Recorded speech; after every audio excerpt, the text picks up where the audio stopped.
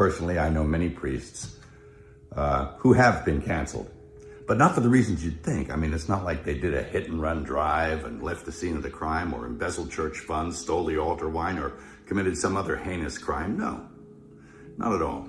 And who's persecuting them? Well, their own bishops. How's that? Yep.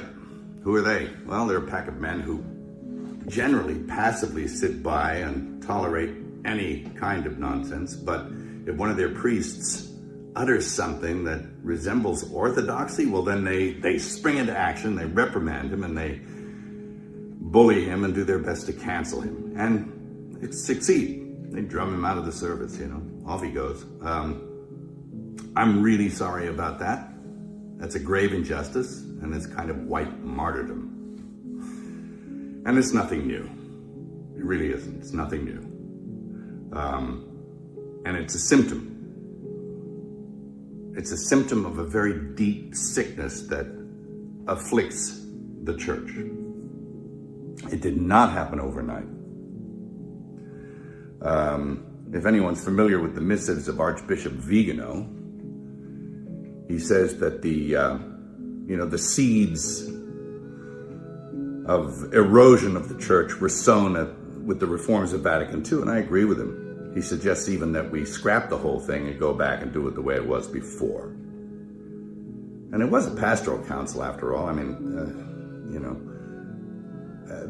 there was nothing wrong. It didn't need to be fixed. They were doing pretty well. At any rate, and I've had my own run-in with the bishops. I mean, who are they? Well, I remember when I directed The Passion, I went to the USCCB to get support for the film. And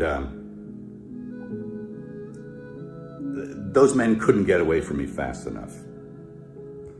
And all but a few of them turned their back on me. And it was pretty telling about who they were. A pretty insipid bunch.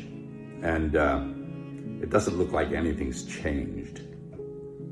Geez, I remember back in the 70s,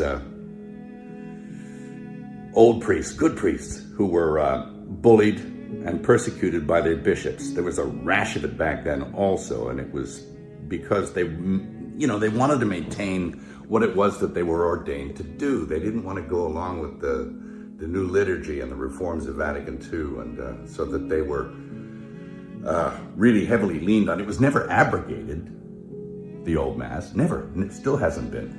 You can't. It's protected by quo primum. But they were bullied and badgered and put in insane asylums, and it was pretty sad to watch. And this kind of thing is now happening again, so.